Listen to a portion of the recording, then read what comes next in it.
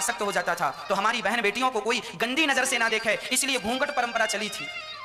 ये त्रेता युग में नहीं थी, माता सीता को बहुत ज्यादा लंबा घूंघट नहीं था। उस परंपरा में तो बेटी ससुर और बहू तो पिता और पुत्री की तरह रहा करती थी, है ना। रामचरितमानस में सारी चीजें स्पष्ट होंगी, मैं आपको आगे स्पष्ट करूंगा। जब से देश गुलाम हुआ तब से हमारे हिंदू भाइयों ने अपनी बहन बेटियों को बचाने के लिए ये घूंघट परंपरा चालू की। फिर अंग्रेज चले गए, मुगल चले गए, पर चूंकि आदत हो गई तो वह परंपरा चली आई। अब कोई ये ना सोचा कि स्त्रियों को जबरदस्ती घूंघट ना, अब तो घूंघट डालने की विशेष जरूरत नहीं, अब तो देश गुलाम थोड़ी है। हाँ, घूंघट डालने की जरूरत नहीं है, पर शरीर को ढकने की जरूरत है, मर्यादा में रहने की जरूरत है, सब प्रकार से। हाँ, तो माता सीता जब रंग भूमि जब सी पगुधारी, देखी रूप मोहे नर नारी। सब कोई बड़े प्रेम से राम जी सीता जी सखियों के सहित गईं और वहां एक झरोखा था, वहां जाकर माता सीता सिंहासन पर बैठ गईं, सखियां खड़ी हैं और बड़े प्रेम से अब वहां पर लोग आए, इकट्ठे हुए और विरदावली गाई, सुनाई, वहां का आदेश सुनाया। सुनो सुनो सुनो, यह पिनाक धनुष शंकर जी का धनुष है, जो राजा इस धनुष पर डोरी चढ़ाएगा उसी राजा से सीता विवाह करेंगी। अब ये बातें हो गई, अब बड़े बड़े राजा आने लगे, जो सबसे फर्स्ट में बैठे थे उनने कहा पहले मैं जाऊंगा। अब धनुष रखा है, अब जनक जी देख रहे हैं कोई डोरी चढ़ाए, हम सिया जी को भेजें और वो माला पहनाए। अब सिया जी बस टुकुर टुकुर राम जी की तरफ देख रही हैं और राम जी भी ऐसे ऐसे सिर करके धीरे से सीता जी की तरफ देख लेते हैं और मानो सीता जी ये इशारे से कह रही हैं पहले इनको मत उठने दो, आप ही उठ जाओ, आप ही जाओ और धनुष तोड़ो। राम जी कह रहे हैं मन से चिंता ना करो, यदि हम धनुष तोड़ लेंगे ना तो बड़ा विरोध हो जाएगा। क्या विरोध हो जाएगा? बोले ये लोग कहेंगे हमें अवसर नहीं मिला, तो पहले इन्हें अवसर देना अति आवश्यक है। तो राम जी चुपचाप बैठे हैं और बड़े बड़े राजा, है ना, रावण भी वहां पर आया था और केवल रावण नहीं, वहां पर तो बाणासुर भी इस धनुष को देख करके चुपचाप वहां से चलता बना। रावण और बाणासुर जैसे योद्धा भी देखकर चलते बने, हिला नहीं किसी से। अब बड़े बड़े राजा उठा रहे, एक राजा बड़ा गया, बड़का पेट था, बहुत खाता था, उसको लगा मैं ज्यादा खाता हूं तो ज्यादा ताकत होगी, गया और जाकर के एक हाथ उसने रखा धनुष के ऊपर और उठाने का, उसको लगा मैं एक हाथ से उठा लूंगा और उठाने को लगा, पूरी ताकत लगाया, हिला भी नहीं। तब उसने दोनों हाथ रखे और दोनों हाथ जब दोनों हाथ से उठाने लगा तो पसीने निकल गए और जब पसीने निकले तो जो धनुष था वो भी कोई सामान्य धनुष थोड़ी था, शंकर जी का जीता जागता धनुष ने एक लात मारी तो जाके चारों कोने चित्त गिरा। अब चुपके से जाकर अपने सिंहासन पर बैठ गया और जाकर बैठा बाजू वाले से। बाजू वाले ने कहा क्यों कटाली नाक अपनी, बड़ा राजा बनता था, बैठ जा चुपचाप यहाँ। तो उसने कहा सुनो जाओ तुम ही ट्राई कर लो। हाँ हाँ हम जा रहे हैं, हमें तुम्हारे जैसे समझे हो क्या, अपने जैसे मत समझना, हम तो ऐसे 50 धनुष उठा लेंगे। अब दूसरा राजा गया, बड़ी तेजी से राजा गया और उसने बड़ी जोर से धनुष में दोनों हाथ जमाए और जो उठाने लगा धनुष भगवान ने फिर लात जमाया, वो भी चारों कोने चित्त। सारे राजा आते गए, चित्त होके चलते गए। अंत में क्या हुआ? भूप सहस दस एक ही वारा, लगे उठावन तरहि नटारा, है ना। भूप सहस दस एक ही वारा, लगे उठावन तरहि नटारा। एक साथ 10,000 राजाओं ने एक ही वारा मतलब एक बार, सोमवार मंगलवार बुधवार गुरुवार, वार कितने होते हैं मैया जी, कितने वार होते हैं बताओ? 7 वार होते हैं ना। अब बताओ इन 7 वारों में सबसे बढ़िया वार कौन सा है? कौन सा वार बढ़िया है मैया जी बताओ? कौन सा? सोमवार मंगलवार। 7 वारों में श्रेष्ठ वार है परिवार, 8वां वार है परिवार। जिसका परिवार अच्छा है उसका सोमवार भी अच्छा, मंगलवार भी अच्छा, बुधवार भी अच्छा, गुरुवार भी अच्छा, शुक्रवार भी अच्छा, शनिवार भी अच्छा। और जिसका परिवार ही अच्छा नहीं है तो क्या सोमवार, क्या मंगलवार, क्या बुधवार, 7 वारों को अच्छा बनाना हो तो अपने परिवार को अच्छा बनाइए। एक ही वारा, एक ही दिन 10,000 राजाओं ने उठाने का प्रयास किया, जब धनुष नहीं उठा, दीप दीप के भूपति नाना, आए सुनी हम जो पुण्य ठाना। अब बड़े बड़े, अब जनक जी ने देखा कि कोई धनुष नहीं उठा सका और जनक जी को बड़ा गुस्सा आया जनक जानकी जी की तरफ देख करके, और जनक जी उदास होकर बोले अब लगता है मेरी बेटी को जीवन भर कुंवारा रहना पड़ेगा, कोई क्षत्रिय नहीं है, क्षत्रियों से पृथ्वी खाली हो गई है, इस धनुष को कोई उठा नहीं सकता। अब जनक जी की बातें सुन सुन के लक्ष्मण जी को बड़ा गुस्सा आ रहा, अरे भैया जी बैठे और ऐसी बातें चल रही, ऐसी बातें चल रही। अब लक्ष्मण जी तमतमा के उठे, जनक जी ठहरो। हाँ हाँ ठहरे हैं, बताओ क्या चाहिए? अरे चाहिए क्या, जहां हमारे भैया राम और हम जिस सभा में बैठा करते हैं ना, वहां कोई ऐसी बातें नहीं करता कि कोई क्षत्रिय नहीं बचा, हम हैं क्षत्रिय और हम इस धनुष की क्या बात कहें, सारी पृथ्वी को गेंद की तरह लेकर के भाग जाएंगे। हाँ अब राजा डर गए, हे भगवान धनुष को क्या कहें, पृथ्वी को लेकर भाग जाएंगे। तो किसी ने कहा जब पृथ्वी को लेकर चले जाएंगे तो फिर ये कहां रहेंगे, ये भी तो पृथ्वी में ही है।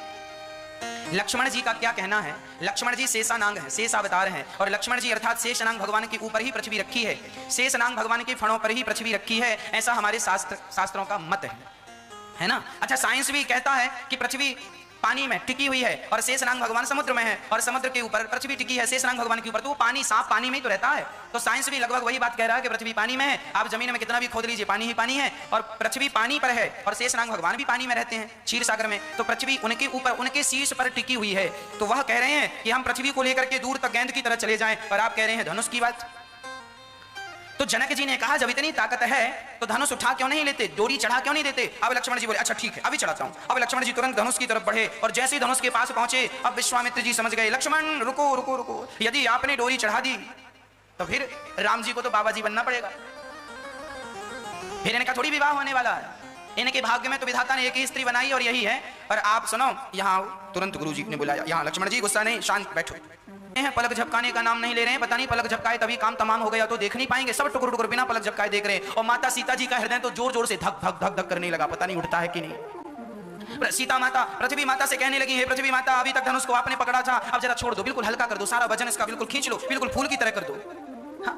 और अब सीता जी यहाँ प्रार्थना कर रही हैं, और राम जी गए, राम जी ने भगवान शिव को प्रणाम किया, सभा में विद्वानों को प्रणाम किया, गुरुजनों को प्रणाम किया, धनुष को प्रणाम किया, क्योंकि धनुष भी शिव जी का धनुष है, ये भी वंदनीय है।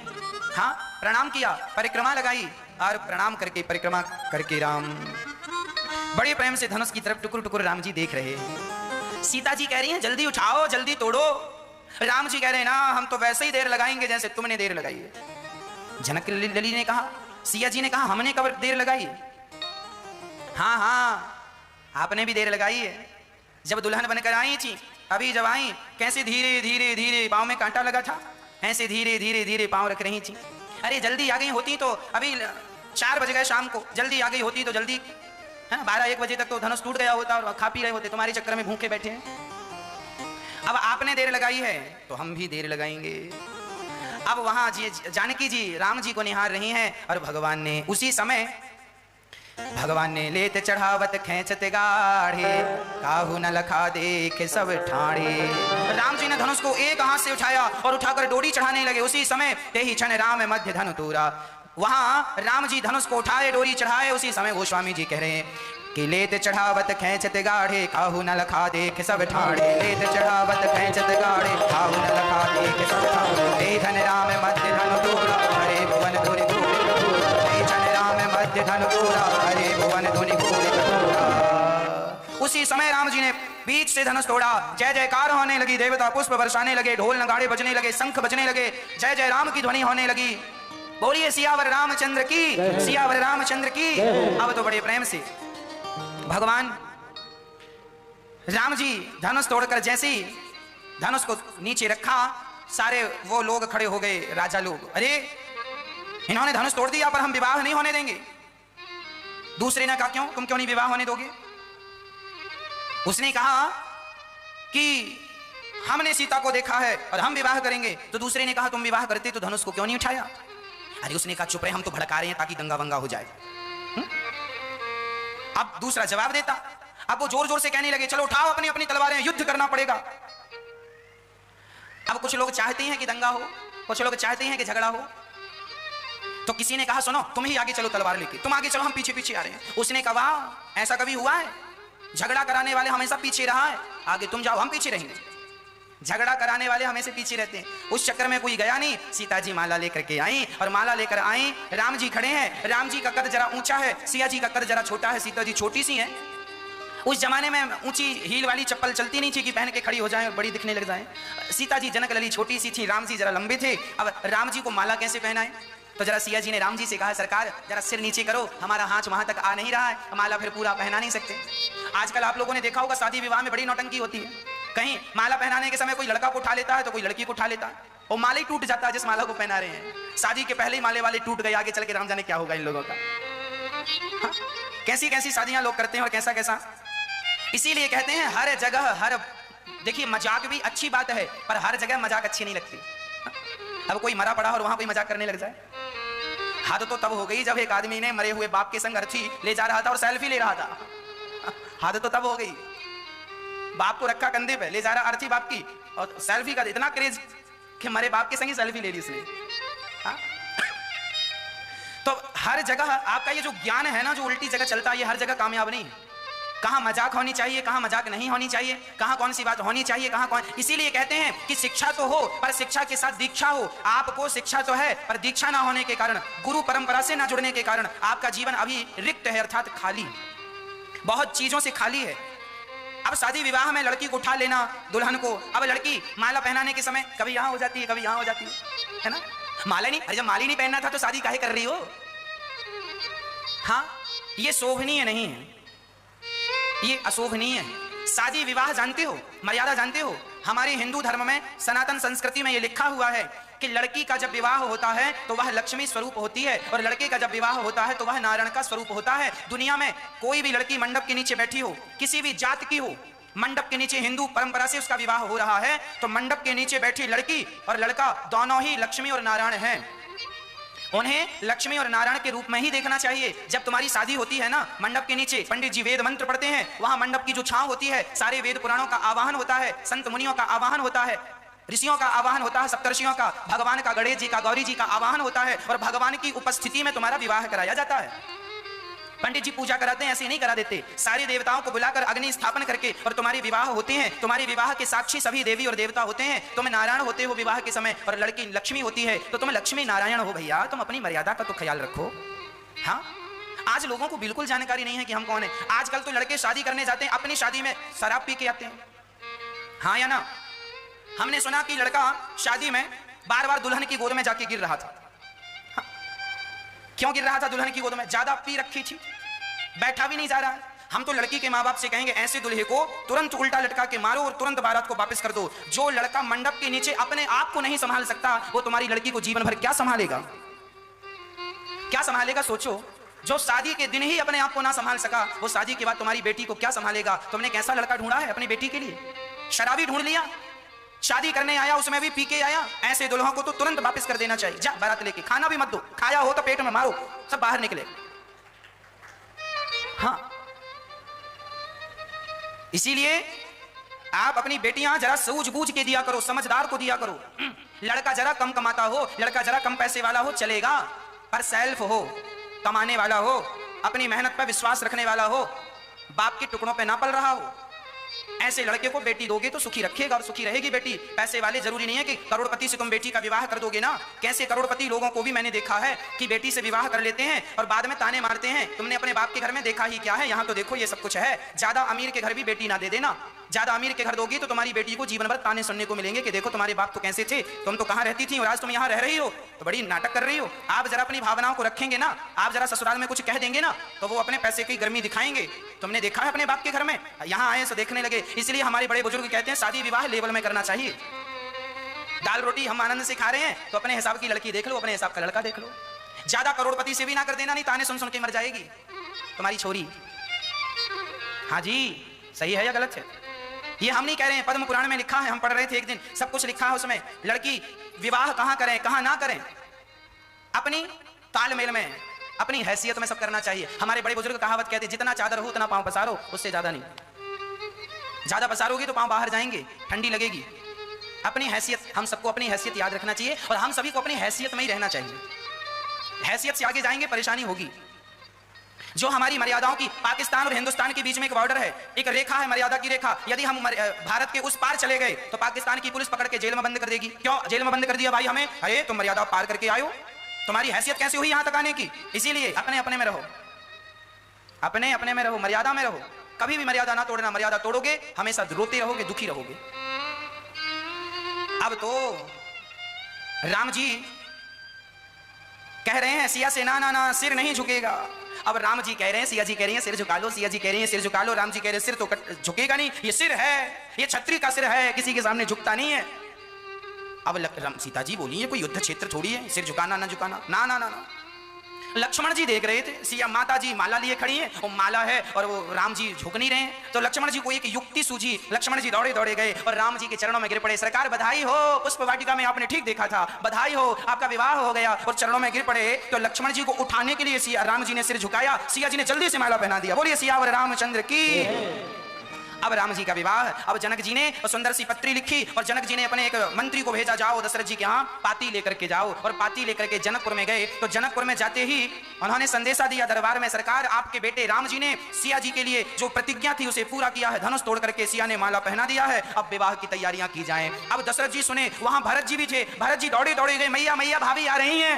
अरे कौशल्या जी चौकी, भाभी आ रही है? कहाँ भाभी? अरे मैया भैया राम का विवाह होने वाला है, धनुष तोड़ दिया है। अब तो सारे यहाँ उत्सव चालू हो गया, एक तो राम जन्म का उत्सव, अब राम विवाह का उत्सव। खूब आनंद से विवाह उत्सव चल रहा है। दशरथ जी खूब बधाइयां लुटा रहे हैं और ब्राह्मणों को दान पुण्य कर रहे हैं, गौ दान कर रहे हैं, सारा दान पुण्य करके और बारात तैयार हो रही है। कौन कौन जाएगा बारात में? गांव के छोटे छोटे बच्चे बोले हम भी राम जी की बारात में जाएंगे। बूढ़े बूढ़े लोग, हाँ, जिन्हें का सिर ऐसे ऐसे हिल रहा था, वो भी बोले हम भी बारात में जाएंगे। सारे लोग बारात में, सोने के रथ तैयार किए गए, सुंदर से घोड़े तैयार किए गए और बढ़िया दशरथ जी बैठे हैं। एक रथ में 10 रथ बैठ गए, एक रथ में 10 रथ बैठे हैं और चले हैं। और जब चलते चलते चलते चलते और जब एक गांव के पास बारात गुजरी, एक गांव के पास से, तो गांव वालों ने पूछा भैया ये कहाँ जा रहे हो? तो कुछ लोग पैदल जा रहे थे, उन्होंने कहा पता नहीं है, राम जी का विवाह हो रहा है। अच्छा, विवाह बारात जा रही है? ये बारात है। अच्छा अच्छा अच्छा, ये बारात जा रही है। तो ये बताओ, बारात तो दिख रही है, दूल्हा कहीं नजर नहीं आ रहा है। अब वो गांव के लोग, जो अयोध्या के लोग बारात में नाच रहे थे, जब उनसे गांव वालों ने पूछा कि बारात तो है, दूल्हा कहां? तो तुरंत दौड़े दौड़े दशरथ जी के पास गए। दशरथ जी गांव के लोग पूछ रहे हैं कि दूल्हा कहां है, हम क्या जवाब दें बताओ? अब दशरथ जी बोले हमें क्या पता, क्या गुरु जी से पूछो, गुरु जी बताओ, गांव वाले पूछ रहे हैं दूल्हा कहां, क्या बोलना है? गुरु जी ने सोचा विचार करके कहा अच्छा उनसे बोल दो कि दूल्हा, उन्होंने कहा एक काम करो, भरत जी को बिठा दो एक रथ में, और कोई पूछे कि दूल्हा कहाँ है तो कह देना ये दूल्हा, क्योंकि उनको गुरुजी को पता था कि इनका भी तो विवाह होना है। तो भरत जी को बिठा दिया। अब वो लोग भागे भागे गए और दूसरे गांव में तब तक बारात चली गई। दूसरे गांव के लोग बोले कहां से आ रहे हो? तो अब ये लोग ये कुछ नहीं बता रहे हैं कि कहां से आ रहे हैं। हाँ सुनो, दूल्हा देखना, दूल्हा। अब ये बस ये कह रहे हैं दूल्हा देखोगे? दूल्हा नहीं, हमें दूल्हा नहीं देखना, ये बताओ बारात कहां से आ रही है? हाँ दशरथ जी के यहाँ अयोध्या से आ रही है। दूल्हा देखना, दूल्हा। ये बेचारे पक गए थे सुन के कि दूल्हा कहाँ, अब बेचारे बहुत देर बाद दूल्हा कहाँ मिला, तो सबसे यही कह रहे हैं दूल्हा देखना, दूल्हा। हाँ दूल्हा दिखाओ कहाँ है? ये देखो, ये जो है ना, ये घुंघराले बालों वाले सामने, ये दूल्हा। अच्छा, बहुत सुंदर दूल्हा है, बारात बहुत सुंदर है और बढ़िया दूल्हा है। तो जरा ये बताओ कि दूल्हा भी अच्छा है, बारात भी अच्छी है, ये बताओ शादी की तारीख क्या है? अब फिर चुप। अब फिर पैदल वाले दौड़े दौड़े गए, दशरथ जी फिर गड़बड़ हो गई। क्या हुआ? अरे बोले ये बारात जा रही है, दूल्हा भी है, पर शादी की तारीख क्या है? अब दशरथ जी बोले गुरु जी आप बताओ तारीख क्या है? एक पहली बारात ऐसी देखी कि जिस बारात में ना दूल्हा था ना शादी की तारीख पक्की थी, बस बारात जा रही थी, खाली बारात, चली बारात। तो चलते चलते बारात जनकपुर पहुंच गई। तो जनकपुर के लोगों ने पूछा क्यों, कहां से आए हो? बोले हम अयोध्या से आए हैं। दूल्हा कहां है? ये बैठे हैं दूल्हा। तो जनकपुर वालों ने कहा क्यों? सबसे तो तुमने झूठ बोला, हमसे झूठ बोलोगे? तुम्हारे दूल्हा पहले से डटे हैं यहाँ, महीने भर से डटे हैं यहाँ। हाँ अच्छा चलो ये बता दो कि शादी की तारीख क्या है? अब फिर अयोध्या वाली चुप हो गई, कोई जवाब नहीं। तो सखियां कहने लगी हाँ ये अयोध्या वाले हैं, बिना तारीख पक्की भाई बारात लेके आ गए। तो दूसरी सखी बोली तुम्हें पता है ये बारात लेके क्यों आ गए? हाँ हमें सब पता है। तो जरा बताओ ये बारात लेके क्यों आए? अरे बोली बारात लेके इसलिए आ गए क्योंकि ये तो बेचारे सत्तू घोल घोल के पीते थे, सत्तू खाते थे, और सोचा कि जनकपुर में खूब पकवान मिलेंगे तो खाने आए। वहां तो सत्तू घोल घोल पीते थे, यहाँ शादी की तारीख पहले खाएंगे, 56 भोग, तारीख पक्की होती रही। हाँ तो अब जनकपुर की सखियां और अयोध्या के लोगों में ऐसी बातें प्यार भरी, शादी विवाह में कहते हैं ना गारी प्रोग्राम है, एक दूसरे को प्यार भरी मीठी मीठी गालियां दे रही हैं सखियां। और जब बारात चली, दशरथ जी से राम जी आकर भेंट किए, चरणों में गिर पड़े, गुरु वशिष्ठ जी से भेंट हुई, अपने मित्रों से भेंट हुई। और जब अभी तक तो जनक जी ने 2 को देखा था, 2 मतलब राम और लक्ष्मण को, जब 2 को और देखा तो जनक जी दंग रह गए। हे भगवान, सारे हीरे मोती दशरथ जी के पास पहुंचे। तो दशरथ जी से जनक जी ने कहा सुनो सरकार, आपके भी 4 छोरा हैं और हमारी भी 4 छोरियां हैं। जनक जी की 4 बेटियां थी, बड़ी तो जनक नंदिनी थी, काका ताऊ में सबके मिला के टोटल 4 थी। तो ये चारों का विवाह कर दें। अब चारों दुल्हा बन गए। गुरु जी ने तिथि देखी, अगहन का महीना, शुक्ल पक्ष की पंचमी तिथि, बड़े प्रेम से विवाह की तैयारियां हैं। और जब बारात निकल कर आई तो 4 दुल्हा और चारों के सिर पर पगड़ी और मोर, और जब चारों चले तो चारों सुंदर थे पर जो एक थे। बड़े प्रेम से राम जी का विवाह संपन्न हुआ। जनक जी ने इतना धन धान्य दिया है, इतना धन धान्य दहेज इतना दिया है कि दशरथ जी ले जा ना सके। जितनी गाड़ियां रथ आई वो अलग, और अपने से जनक जी ने हजारों रथों में सोना भर भर के, चांदी भर भर के, हीरे मोती भर भर के, हाथी घोड़ा दास दासियां सोने के तो हजारों रथ दिए, पर धन्य है दशरथ जी, जितना पाया एक भी लेकर नहीं गए। सारा ब्राह्मणों को बुलाकर, गरीबों को बुलाकर दहेज में जो मिला सब वहीं के वहीं बांट दिया। दान मिला, सदुपयोग तुरंत दशरथ जी ने कर दिया। सब हाथों हाथ दे दिया। हम तो देखिए जनक जी, अच्छा दशरथ जी क्यों नहीं ले जा रहे थे? दहेज के लिए तो आज लोग लड़ जाते हैं, मर जाते हैं, और दशरथ जी तो लेकर नहीं जा रहे हैं। दशरथ जी ऐसे पिता हैं जो अपने पुत्र के टैलेंट पर विश्वास रखते हैं। उनको पता है कि मेरा बेटा राम जहां होगा वहां ये धन वैभव की कोई कमी नहीं होगी, इसलिए दूसरों का ले जाके क्या करेंगे? अपनी मेहनत से तो राम खुद बना लेगा। जिन पिताओं को अपने बच्चों पे भरोसा है ना, वो दहेज की भीख तो कभी लेते ही नहीं। और जिन पिताओं को अपने पुत्रों पर विश्वास नहीं है, पिताओं को लगता है पता नहीं हमारा बेटा पूरी जिंदगी में इतना कमा पाए ना कमा पाए, इसीलिए ले लो लड़की के बाप से जितना ले सको, क्योंकि खुद की औलाद पर तो विश्वास है नहीं, तो ले लो, दहेज मांग लो। और आज दहेज मांगने वाले भिखमंगों की भी कमी नहीं है। बड़ी मात्रा में ये लोग पाए जाते हैं भारत में, बड़ी मात्रा में। हमें कभी भी दहेज नहीं लेना चाहिए, योग्य लड़की लाना चाहिए, पर उसके साथ उनके पिता जो मर्जी से दे दें, हाँ हाँ ले आओ, परंतु मांगना नहीं चाहिए, डिमांड नहीं करनी चाहिए। हमें दहेज में गाड़ी चाहिए, हमें दहेज में ये चाहिए, वो ये सब डिमांड ना करो। अरे तुम्हें गाड़ी चाहिए ना, तो अपनी मेहनत करके कमा लो, अपनी गाड़ी में बैठो। क्या ससुर जी की गाड़ी में घूम रहे हो, ससुर जी के ड्राइवर बने घूम रहे हो? गाड़ी ससुर जी की, तुम तो केवल ड्राइवर हो। हाँ, स्माइल कर, हाँ देखो गाड़ी हमारी। एक आदमी का विवाह हुआ, अपने दोस्तों के पास गया, देखो साहब गाड़ी हमारी। दोस्तों ने कह दिया तुम्हारी है कि ससुर जी की? तुम तो ससुर के ड्राइवर हो। हाँ, अब तो टैक्सी वाले बन गए हो। ये तुम्हारी थोड़ी है, तुम्हारे बाप की है गाड़ी। हाँ, दहेज में मिली सो मेरी है, मेरी है, तुम्हें शर्म भी नहीं आती? अरे अपनी मेहनत से कमाओ गाड़ी, उसमें बैठो, उसमें बैठने का मजा अलग है। क्या भिखमंगों की तरह मांग के ले भैया गाड़ी दे दो, हमारे बाप ने तो हमें दिलाई नहीं है, हमारी तो हैसियत नहीं है गाड़ी खरीदने की, ससुर जी आप ही दे दो। भिखारी जो मंदिर के बाहर बैठे हैं ना, वो भी ऐसे नहीं है जैसे ये है भिखारी लोग। अरे इतना स्तर नीचे नहीं गिराना चाहिए। आप अपने बच्चों को इतना पढ़ाओ, इतना योग्य बनाओ कि उन्हें किसी के सामने हाथ फैलाने की जरूरत ना हो। अरे तुम पढ़ लिख कर भी तुम भिखमंगे ही बने तो आग लगा दो अपनी डिग्रियों में, क्या फायदा तुम्हारी इन डिग्रियों का? इतना पढ़ लिख के तुम बने भी तो क्या बने? भिखमंगे बने। इसीलिए हमारे शास्त्र कहते हैं भिखमंगा ना बनना। अगर निर्भर बनोगे, दूसरों पर गिड़गिड़ाओगे तो अपना मान भी सम्मान भी सब कुछ गवाओगे। इसलिए खड़े हो शान से तनकर, यही शोभा मनुष्य तन की, स्वयं सींचो हरिक डाली, खुशी जीवन के मधुबन की। हर जवान भाई को मैं कहना चाहता हूं कि यदि तुम्हें गाड़ी पर बैठना है तो अपनी मेहनत की गाड़ी पर बैठना। दहेज की गाड़ी पर तो अपाहिज लोग बैठते हैं, जिनके पांव में बल नहीं होता, जिनके खून पानी बन चुका है, वो दहेज की भीख मांगते फिरते हैं। यदि आपका खून है आपके पिता का तो अपनी कमाई से क्या मांगना? फिर मंदिर के भिखारी और तुम भिखारियों में रत्ती भर भी अंतर नहीं है।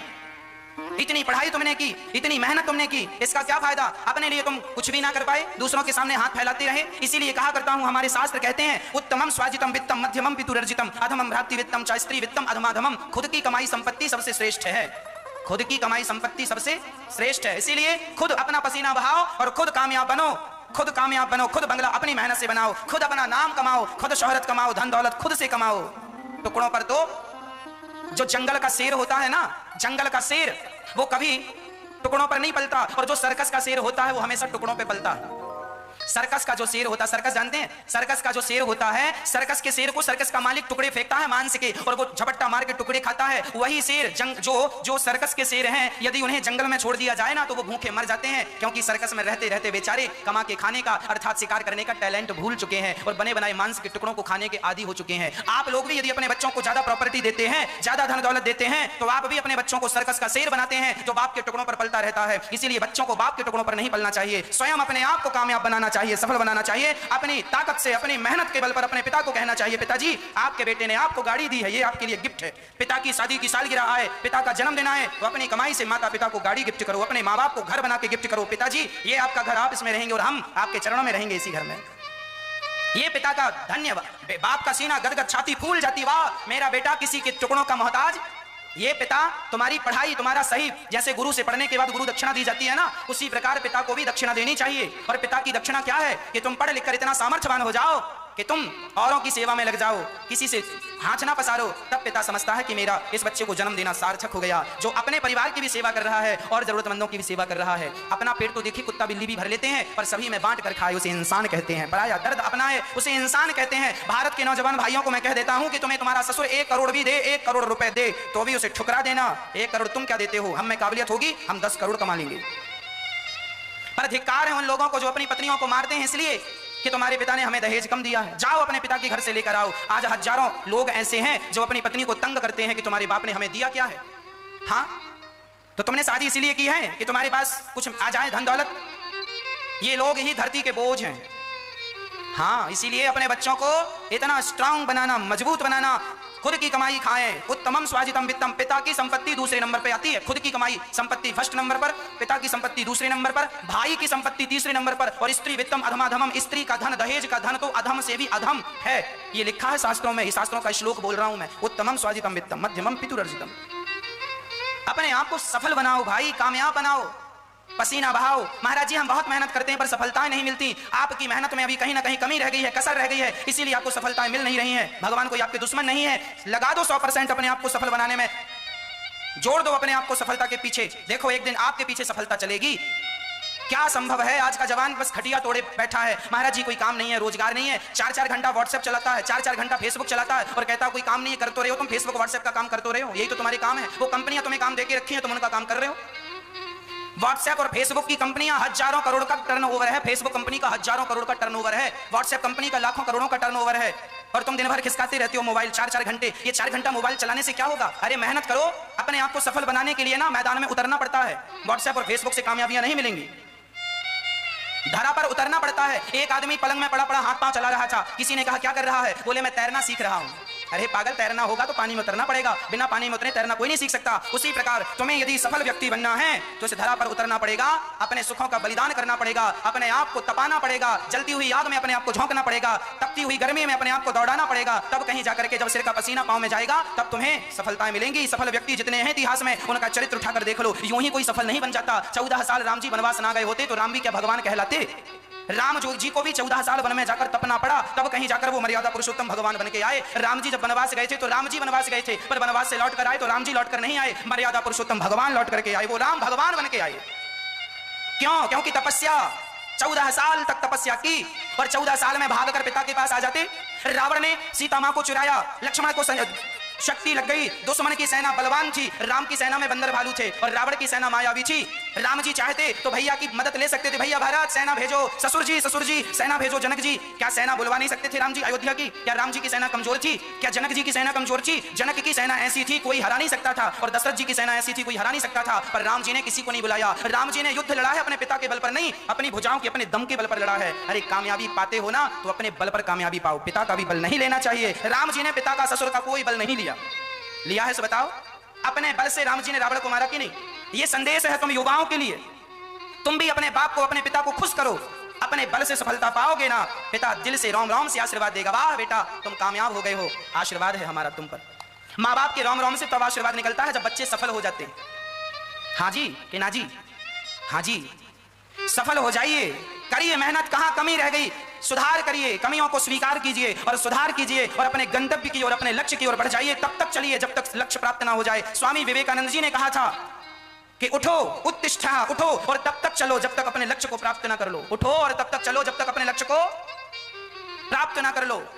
ये दास अनिरुद्ध आप देखते होंगे, हम एक भी दिन का गैप नहीं लेते। बीच में राम भागवत कथा पूरी हुई तो राम कथा शुरू हो गई, बीच में एक भी दिन का गैप नहीं। बीच में जो गैप था उसमें भी हमने एक छोटा सा प्रश्नोत्तरी का कार्यक्रम रखा। क्यों? क्योंकि हमारा लक्ष्य है 1000 माताओं की सेवा करना। अभी हमारे पास केवल 160 माताओं की रहने की व्यवस्था है। गौरी गोपाल वृद्धाश्रम पैक हो गया है। एक दूसरा किराए से हमने आश्रम लिया है। जो माताएं आती हैं उन्हें हम निराश भेजना नहीं चाहते, उन माताओं को किराए की जगह पर माताओं को रखते हैं और सबकी बराबर सेवा करते हैं। 1000 माताओं को रहने के लिए हम व्यवस्था कर दें, उनके लिए छाया कर दें, तब कहीं जाकर विश्राम का सोचेंगे। तब अभी नहीं सोच रहे हैं विश्राम का। हमारा लक्ष्य है 1000 माताओं की सेवा का संकल्प है। इसलिए जब तक मैं अपने लक्ष्य को नहीं प्राप्त कर लेता मैं विश्राम कैसे ले लूं? राम काज कीन्हे बिनु मोहि कहां विश्राम। हनुमान जी जब लंका गए तो माता सीता की खोज में गए तो रास्ते में मैनाक पर्वत खड़ा हो गया। हनुमान जी थक गए होंगे, जरा सा विश्राम कर लीजिए। हनुमान जी ने कहा ना, जब तक राम जी का काम पूरा नहीं कर लेता तब तक मैं विश्राम नहीं करूंगा। राम काज कीन्हे बिनु मोहि कहां।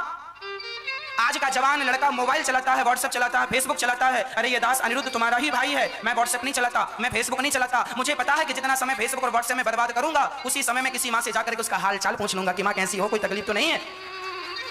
समय का दुरुपयोग करने वाला व्यक्ति हमेशा रोता है। इसीलिए प्रार्थना करता हूं नौजवान भाइयों से, आप लोग अभी देश का भविष्य हैं, आप ही भारत देश हैं। इसीलिए अपने आप को इतना तपा डालो, इतना तपा डालो कि किसी भी स्थिति से गुजरना पड़े, हंसते हंसते उस स्थिति से गुजर जाएं और कामयाब बन के चमकते हुए हीरे की तरह लौटकर घर आए। कोहिनूर हीरा जब मिला था ना तो कोयले की खदान में मिला था। कोयले की खदानों में भी हीरा हुआ करते हैं। हाँ जी, हीरा क्या है? अरे पत्थर ही हीरा होता है। उच्च ताप उच्च दाब से वह पत्थर हीरा बन जाता है, ऐसा साइंस में हमें पढ़ाया गया है। कोयला ही हीरा बन जाता है। उच्च ताप उच्च दाब से बहुत समय तक जमीन के अंदर रहता अधिक ताप अधिक दाब से वो हीरा बन जाता, चमकने लगता है। उसी प्रकार जब जीवन में तुम अधिक से अधिक संघर्ष करोगे और अधिक से अधिक मेहनत करोगे तो तुम ही उच्च ताप उच्च दाब मतलब अधिक मेहनत से अधिक लगन से तुम ही एक दिन हीरा बन करके समाज में चमकोगे। लोग तुम्हारी तरफ देखेंगे, वाह ये हीरा है। और भिखमंगाओं की लिस्ट में नाम शामिल कराना है तो दहेज लेने वालों की लाइन में खड़े हो जाना, फिर तो भिखमंगे हैं ही लोग। मांग लो फिर दहेज ससुर जी से। भगवान श्री राम, अच्छा जनक जी ने दशरथ जी को प्रणाम किया तो दशरथ जी ने जनक जी को प्रणाम किया, दंडवत किया। जनक जी ने कहा आप हमें प्रणाम कर रहे हैं, आप तो लड़के के पिता हैं और लड़की का पिता तो हमेशा लड़के के पिता को प्रणाम करता है। तब दशरथ जी ने कहा आप तो लड़की के पिता नहीं, आप तो दानी हैं। आपसे हमने कन्यादान लिया है और हमेशा देने वाला बड़ा होता है। बताओ आज तक लेने वाला बड़ा हुआ? देने वाला बड़ा होता है, लेने वाला नहीं। जबकि लड़की का पिता कन्यादान देने वाला है और लड़के का पिता लेने वाला है। अब आप ही बताओ कौन बड़ा है, लेने वाला कि देने वाला? तो जनक जी श्रेष्ठ हैं, इसीलिए दशरथ जी उन्हें प्रणाम कर रहे हैं। वो उन्हें एक दूसरे को प्रणाम किया। जीवन में यही शिष्टाचार है। शिष्टाचार यही कहता है। हमारे अयोध्या में वृंदावन में जब संत मिलते हैं ना तो हम संतों को जब प्रणाम करते हैं तो हम उन्हें प्रणाम करते हैं और वो उन्हें प्रणाम करते हैं। संत कभी आप संतों को प्रणाम करेंगे ना तो संत भी पलट के आपको प्रणाम करेगा, इस भाव से कि आप उन्हें भगवान के रूप में देख रहे हैं तो वो भी तो आपको भगवान के रूप में देख रहे हैं। जब एक साधु दूसरे साधु से मिलता है ना तो ये साधु उन्हें प्रणाम करता है तो वो साधु भी उन्हें प्रणाम करते हैं। ये परंपरा है, यही परंपरा हमें निभानी चाहिए गृहस्थों को। पर ये गृहस्थी आदमी ना बड़ा अहंकारी हो जाता है, थोड़ा सा सम्मान और धन पा करके। लड़के का पिता सोचता है मैं बड़ा हूं, तुम तो लेने वाले हो साहब, तुम कैसे बड़े हो? देने वाला बड़ा होता। अच्छा, अपने हिसाब से मर्यादाएं लोग चेंज कर लेते हैं, अपने हिसाब से लोग सब बदल लेते हैं, मन माना है। इसीलिए चाहिए कि लड़की का पिता जब तुम्हें प्रणाम करे तो लड़के के पिता का फर्ज है कि अपने होने वाले समधी जी को आप प्रणाम ना करने दें बल्कि उसको उठाकर अपने हृदय से लगा लें। यही तुम्हारा शिष्टाचार है। जब लड़की का पिता तुम्हें प्रणाम करने आए तो उसके हाथ पकड़ के उठाओ और अपने छाती से लगा लो। ना वो तुम्हें प्रणाम करे ना तुम उन्हें प्रणाम करो, एक दूसरे के गले मिलकर के रहो। यही परंपरा रही है भारत की। पर अब लोग परंपराएं भूल गए। रामचरितमानस में हर परंपरा का उल्लेख है, वर्णन है, अद्भुत वर्णन है। अब राम जी बड़े प्रेम से जब सिया जी विदा हुई तो सिया जी रो रही हैं। एक सामान्य लड़की जब विदा होती है ना अपने माँ बाप के यहां से बहुत रोती है। क्यों रोती है? जीवन भर जिस आंगन में पली बढ़ी आज उस आंगन को छोड़ करके जा रही है, रोती है। एक लड़की जब विदा होती है अपनी माँ से, अपनी बहन से, अपने भाई से, अपने पिता से लिपट लिपट कर रोती है और माता पिता आशीर्वाद देते हैं, जाओ भगवान तुम्हें सुखी रखे, सुखी रखे, सुखी रखे। बेटी तो दान के लिए ही बनी है, दान करना ही पड़ता है। जब लड़की विदा होकर ससुराल आती है तो ससुराल उसके लिए बिल्कुल नया होता है, नए चेहरे होते हैं। ससुर को पहली बार अच्छे से देखा है, सास को पहली बार देखा है, पति को भी पहली बार ठीक से देखा है, देवर को भी पहली बार देखा है, घर को भी पहली बार देखा है। उसे ये भी नहीं पता कि कमरा किस तरफ है, रसोई किस तरफ है। पहली बार घर गई, उसे पता ही नहीं कौन सी चीज कहाँ, सामान कहाँ रखा हुआ है, उसे कोई ज्ञान नहीं। जब लड़की मायके से ससुराल जाती है ना तो ससुराल में जरा उससे कोई गलती हो जाए, आज पहली बार सास कहती है बहू आई है, बहू के हाथ का जरा भोजन करेंगे सभी लोग। अब बहू डरते डरते भोजन बनाती। पहली माँ के घर में तो बहुत बार बनाया पर इतना डर कभी नहीं था। पहली बार ससुराल में भोजन बना रही है, डरते डरते हाथ कांप रहे हैं और हाथ कांपते कांपते जरा नमक ज्यादा गिर गया। अब नमक ज्यादा गिर गया, अब बनाया और सास ने खाया, ससुर ने अरे राम राम राम, यही सिखाया तेरे माँ बाप ने, इतना नमक डाल दिया, यही सिखाया तेने अपने घर में। लोग इतने निर्दयी हो गए हैं कि अपनी बहू की गलतियां भी माफ नहीं करते लोग, और गलती पहली बार हुई है। इसीलिए सास ससुर से मेरी हाथ जोड़कर प्रार्थना है, बहू तुम्हारी है, तुम उसे जैसा बनाओगी वो आगे चलकर वैसा ही बनेगी। हर बार बहुओं का दोष नहीं होता। यदि माँ बाप की जिम्मेदारी है कि बेटी को संस्कार देना तो सास ससुर की भी जिम्मेदारी है कि तुम बहुओं को संस्कार दो, क्योंकि बहू एक बच्ची ही तो है, एक बेटी ही तो है, एक घर से दूसरे घर ही तो आई है। अभी उसकी उम्र क्या है? 20 साल की लड़की का विवाह कर दिया, 20 साल की है। क्या तुम्हारी बेटी 20 साल की नहीं है? क्या तुम्हारी बेटी की गलती तुम माफ नहीं करती हो? हर बार बहुओं की गलती नहीं होती, कई बार सास ससुर की गलती भी होती है, कई बार ननद की गलती और जेठानी की भी गलती होती है। पर चूंकि वो नया सदस्य है तो उसके ऊपर सब लोग बस चढ़ते रहते हैं, डसते रहते हैं। और जब तुम ज्यादा डस लोगे ना तो फिर वो मुंह खोलना शुरू करेगी, फिर वो जवाब देना शुरू करेगी। बाद में मत बोलना कि बहू बहुत बोलती है, पहले नहीं बोलती थी, तुम डसते जा रहे थे, अब बोलने लगी है, अब तुम सुनो। तुमने मजबूर किया उसको बोलने के लिए। रिश्ते ऐसे नहीं चलते कि केवल हम सहते जाएं। अरे गलती सबसे होती है, बहू से गलती हुई है, ऐसे नहीं करते। आप एक काम करना है, तुलसी का पौधा उठाना और उखाड़ के दूसरी जगह पे लगाना। जब एक तुलसी का पौधा दूसरी जगह पे उखाड़ कर लगाओगे ना तो 4-5 दिन तक तो तुलसी के पौधे के पत्ते भी मुरझाए होते हैं। वहां का वातावरण एक्सेप्ट करने में तुलसी को भी 4-5 दिन का समय लगता है, हाँ या ना? फिर तो वो लड़की संपूर्ण घर छोड़ के आई है और तुम थोड़ी सी गलती, नमक ज्यादा हो गया, कम हो गया, उसमें तुम ताने मारे बिना नहीं रह रहे हो। अरे गलती है, डर रही है। पहली बार जब मैं भी मंच में चढ़ा बोला था तो मेरा भी शरीर कांप रहा था। आप भी मंच में पहली बार बोलेंगे, आपका भी थर-थर, कितने भी विद्वान होंगे आप, पर पहली बार में कोई काम करेंगे ना आदमी डर जाता है, कांप जाता है। वो अभ्यास से होता है सब चीज, है ना? इसीलिए मेरी प्रार्थना इतनी है, गृहस्थ जीवन में ताने बिल्कुल ना हो, शिकायतें ना हो। जिनके जीवन में शिकायतें हैं आज वो बहुत परेशान है। बहू से शिकायत है, सास से शिकायत है, ससुर से शिकायत है, पति से शिकायत है, पत्नी से शिकायत है। अरे क्यों शिकायत भरा जीवन जी रहे हो? हमें किसी से कोई शिकायत नहीं होनी चाहिए, ना पत्नी से शिकायत, ना पति से, ना सास से, ना ससुर से, कोई शिकायत नहीं। सब अच्छा, शिकायत ना हो। शिकायत भरी जिंदगी समाप्त कर दो, ये इसी में हम सबकी भलाई और हम सबका कल्याण है। कोई शिकायत ना हो, किसी से कोई शिकायत। सिया जी विदा हुई, रोने लगी। कहते हैं ना, जिसके पांव में विमाई फटी ही नहीं वो पीर पराई क्या जाने, और जिसने बेटी को जन्म दिया ही नहीं वो बेटी की विदाई क्या जाने। अक्सर बहुओं को एक ताना मिलता है, अक्सर बहुओं को सास एक ताना देती है। क्या ताना देती है? हमारी बहू ने तो हमारे बेटे को वश में कर लिया है। ये ताना भारत की 95% सास अपनी बहू को देती है।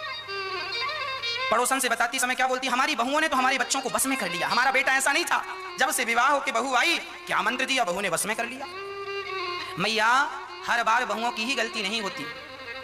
आप अपने बेटे से भी तो कहा करो कि उसकी गलतियां वो सुधारे, बहू की गलतियां वो सुधारे, और आप अपनी गलतियां भी सुधारो, तब घर जाकर स्वर्ग होता है। बुरा जो देखा न मैं चला, बुरा न मिलिया कोई। हम दूसरों को जीवन भर कहते रहे तुम बुरे हो, तुम बुरे हो, पर कभी अपनी तरफ झांक कर नहीं देखा कि हम कितने बुरे हैं। कभी अपनी कमी देख ली होती तो कब का तुम्हारा घर स्वर्ग बन गया होता। इसीलिए हर बार गलती सास की नहीं होती, हर बार गलती बहू की नहीं होती। कहां गलतियां हो रही हैं उन्हें स्वीकार करो और उन्हें सुधार करो, आपका घर फिर। अरे दर्पण में धूल जम जाती है ना तो दर्पण को फेंका नहीं जाता, एक कपड़ा उठाकर जरा दर्पण की धूल साफ कर दी जाती है, दर्पण फिर ज्यों का त्यों हो जाता है। रिश्तों में जरा सी धूल जम जाए गलतफहमी की, रिश्तों में जरा गलतफहमी की धूल जम जाए तो गलतफहमी की धूल अपने विवेक के कपड़े से जरा साफ कर लेना। रिश्तों को तोड़ने से कामयाबी नहीं मिलेगी। धूल सबके आईनों में जमती है, सबके रिश्तों में धूल जम जाया करती है, पर जरा अपने विवेक के बुद्धि के कपड़े से जरा साफ कर लो, देखो तुम्हारे रिश्ते फिर पहले की तरह चमकने लगेंगे। हाँ, हर रिश्ते की जरूरत है। सीता जी गई हैं अयोध्या, और जैसे सीता जी गई, जनक दशरथ गोस्वामी तुलसीदास जी बाल कांड पूरा करते हैं और अयोध्या कांड में प्रवेश करते हैं। अयोध्या कांड की पहली चौपाई, इस चौपाई को जो नित्य पढ़ता है उसके घर में उसका दाम्पत्य जीवन हमेशा सुखी रहता है। चौपाई आप सुनिएगा। जब ते राम ब्याह घर आए, जब ते राम ब्याह घर आए, नित नव मंगल मूल बधाए, नित नव मंगल मूल बधाए। जब से राम जी विवाह करके आए हैं तब से अयोध्या में खूब उत्सव चल रहा है, खूब आनंद चल रहा है। अभी उत्सव आनंद चल ही रहा था कि उत्सव माता कौशल्या ने सिया जी को मुंह दिखाई क्या दिया जानते हैं? कैकई माँ ने सिया जी को मुंह दिखाई सोने का महल दिया, जिसे हम कनक भवन कहते हैं। सोने का महल, राम जी से ज्यादा प्यार कैकई माता करती थी, और किसी ने सोने का महल दिया, किसी ने सोने का हार दिया, किसी ने कुछ दिया, पर कौशल्या जी को लग रहा था कि हमारे राम तो 20 होंगे, बहू जरा 19 ही होगी।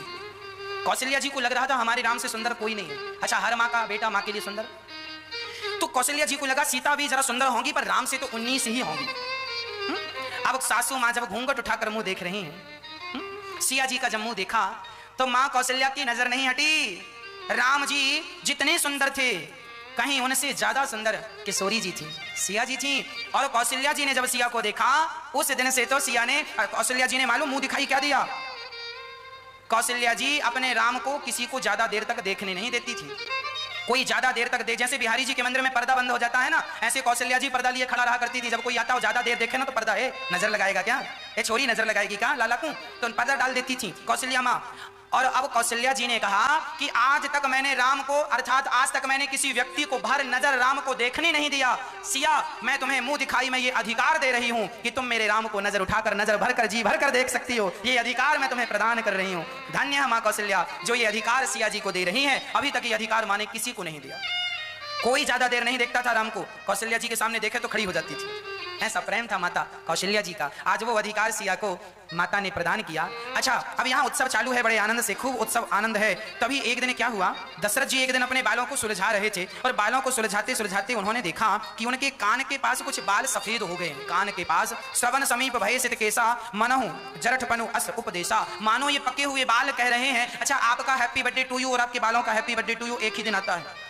जब आप जन्म लिए थे ना तो आपके सिर में छोटे छोटे बाल थे। अच्छा, बाल तब काले थे, बाल तब काले थे और अब बाल सफेद हो गए हैं। मानो इन बालों ने कहना शुरू कर दिया है कि भाई साहब हमने तो अपना रंग बदल दिया, अब तुम कब अपना रंग बदल रहे हो, कब संसार से मुड़ रहे हो, संसार की तरफ देखो, हम तो काले थे सफेद हो गए, अब जरा तुम भी ये काले कारनामे छोड़ो और मन को जरा स्वच्छ सफेद बनाओ, निर्मल बनाओ। मानो ये बाल कह रहे हैं बुढ़ापा आ गया।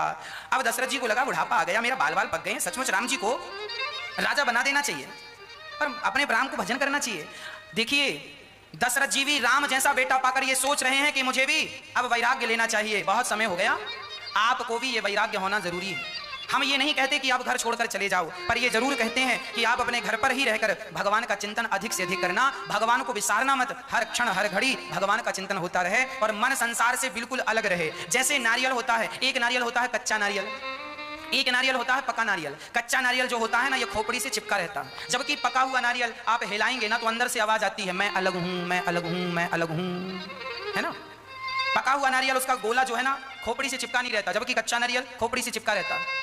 ये जो कच्चा नारियल है ना, अच्छा कच्चे नारियल को तोड़ते हैं ना तो खोपड़ी तो टूटती है, साथ में उसका गोला भी टूट जाता है। जबकि पका हुआ नारियल तोड़ते हैं तो पका हुआ नारियल की खोपड़ी तो टूटती है पर उसका गोला नहीं टूटता। जो कच्चा है वो बाहर वाले से चिपका हुआ है। जो लोग अपनी पत्नी, अपने पुत्र, अपने परिवार, अपने धन, अपने पैसा, अपनी प्रतिष्ठा से चिपके हुए हैं, मतलब ये अभी कच्चे हैं। हम ये नहीं कहते कि तुम नारियल का गोला छोड़कर भाग जाओ, ये संसार ही वो नारियल का गोला है। ये संसार छोड़कर कहां जाओगे, रहना तो पत्नी, पुत्र, परिवार, पैसे, गाड़ी, मकान, दुकान में ही रहना है, इनके बीच में ही रहो। पर कच्चे नारियल की तरह चिपके ना रहो, पक्के नारियल की तरह इनको छोड़ दो, रहो इनके बीच में पर इनसे चिपक कर नहीं, इनको छोड़कर इन्हीं के बीच में रहो। जैसे पका हुआ नारियल रहता उसी खोपड़ी के बीच में है पर रहता अलग है, बात समझ में आ रही है। उसी तरह संसार में रहो पर संसार से अलग होकर के रहो, भगवान के बन करके रहो। हम भगवान के हो गए हैं, हाँ हम संसार के ना बने रहे। ये बात आपके समझने की है, यदि समझ में आ जाए तो बहुत अच्छा है, नहीं तो बड़ा कठिन हो जाता। हाँ मैया जी। अब दशरथ जी ने गुरु जी से कहा, गुरु जी मेरे मन में विचार आया है। क्या विचार है? बोले मैं राम को राजा बनाना चाहता हूँ, अब बताओ मुहूर्त कब का बढ़िया है। तब गुरु जी ने कहा बैगी विलंब न करिए नृप, साजिए सब ये समाज, सुदिन सुमंगल तब वहीं जब राम हैं जुबराज। गुरु वशिष्ठ जी ने कहा राम को जब राजा बनाओगे तब का मुहूर्त अच्छा है। अच्छा कुछ लोग यहाँ संदेह करते हैं कि गुरु वशिष्ठ जी ने ऐसा कैसा मुहूर्त निकाला कि उस मुहूर्त में राज तिलक ना होकर वनवास हो गया। अरे गुरु वशिष्ठ जी ने ऐसा वैसा कोई मुहूर्त निकाला ही नहीं था। गुरु जी ने तो ये कहा था जब राम को राजा बनाओगे, अभी बना दो तो अभी मुहूर्त अच्छा है। ये कहा कि आप तो जब बनाओ। गुरु जी तो ये कहते हैं बैग विलंब न करिए न हे राजन, बिल्कुल विलंब ना करो और राम को राजा बनाओ। पर दशरथ जी की तरफ से विलंब हो गया। दशरथ जी बोले कुछ दिन रुक जाते हैं, तैयारियां कर लेते हैं, और तैयारियां करके फलाने दिन की तारीख फिक्स हो गई, इस तारीख को राम जी का बनवा, राम जी को राज तिलक होगा। अब चारों तरफ चौक पुराने लगे, बंधन बार लगने लगे, उत्सव चालू हो गया, सारी नगरी में हल्ला हो गया, राम जी राजा बनेंगे, राम जी राजा बनेंगे, राम जी राजा बनेंगे, अब हमारे राजा राम जी होंगे, हमारे राजा राम जी होंगे। अब राम जी के राजा बनने की तैयारियां चलने लगी। तभी सूचना इंद्र तक पहुंच गई।